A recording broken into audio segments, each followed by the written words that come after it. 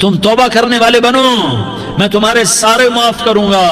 یا عبادی الذین اسرفوا علی انفسہم، اے میرے نافرمان بندو آ جاؤ مجھے منا لو، مجھے راضی کر لو۔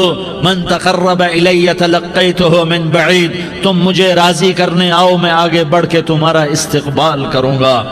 کوئی ناراض، میں کسی سے ناراض ہو جاؤں، وہ مجھے منانے آئے تو میں اس کا استقبال کروں گا یا منہ موڑ کے بیٹھوں گا اور اسے سلواتیں سناؤں گا، جلی کٹی سناؤں گا؟ میرا رب کہتا ہے لیاری کا جو مجھے راضی کرنے آتا ہے میں آگے بڑھ کے اس کا استقبال کرتا ہوں۔ میں کہتا ہوں آجا میرا بندہ، میں تو کب سے تیرے انتظار میں تھا کہ کب توبہ کرے گا اور میں معاف کروں گا، کب توبہ کرے گا اور میں معاف کروں گا۔ اللہ کو اپنا بناؤ، اس کے در پر جھکنے کے ساتھ ہمارے گناہوں کی حیثیت ہی کوئی نہیں ہے۔ بنی اسرائیل میں ایک آدمی نے 99 قتل کیے، اس کو خیال آیا میں توبہ کروں، ایک عبادت گزار کے پاس گیا اور اس سے پوچھنے لگا میں نے 99 قتل کیے ہیں، میری توبہ ہو سکتی ہے؟ اس نے کہا ہرگز نہیں، تو بڑا ظالم ہے، تیری کوئی توبہ نہیں۔ اس کو غصہ چڑھا، اس نے اسے بھی قتل کر دیا، 100 کر دیے۔ پھر اس کو خیال آیا میں توبہ کروں تو وہ ایک عالم کے پاس گیا اور اس سے پوچھنے لگا میں نے 100 قتل کیے ہیں، کیا میری توبہ ہو سکتی ہے؟ کہ بیٹا کیوں نہیں ہو سکتی توبہ؟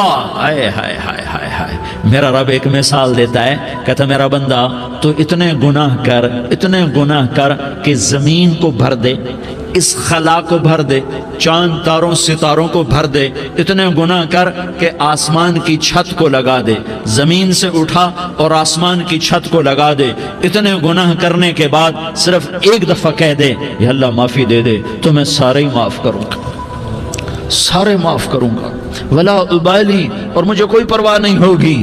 انہوں نے کہا بیٹا گناہوں کی معافی تو یقیناً ہے لیکن توبہ کا ہونا ضروری ہے، تیری توبہ پکی ہونے کے لیے یہ ماحول چھوڑنا ضروری ہے، تو یہ بستی چھوڑ کے اس بستی میں چلا جا، وہاں نیک لوگ رہتے ہیں، ان کی صحبت میں تو رہے گا تو تیری توبہ پکی ہو جائے گی۔ اس نے کہا میری معافی ہو جائے، میری معافی ہو جائے، میں ہر کام کرنے کو تیار ہوں۔ بوریا بستر اٹھایا، جو تبلیغ والے کہتے ہیں گھر چھوڑو، لیاری چھوڑو، بستر اٹھاؤ اور چلے کے لیے نکلو، 4 مہینے کے لیے نکلو کہ اپنی توبہ کو پکا کرو، ورنہ ماحول کی گندگی پھر آدمی کو گرا دیتی ہے، پھر گرا دیتی ہے، پھر گرا دیتی ہے۔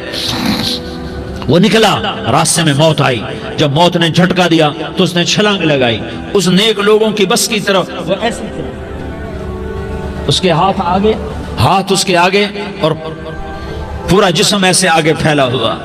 اللہ تعالیٰ نے لیاری والوں کو قصہ سنانا تھا تو دونوں فرشتے بھیج دیے، جنت کا بھی آ گیا، جہنم کا بھی آ گیا۔ جہنم والے کہنے لگے مجرم ہے ہتھ کڑی لگاؤ، جنت والے کہنے لگے مہمان ہے سہرے پہناؤ۔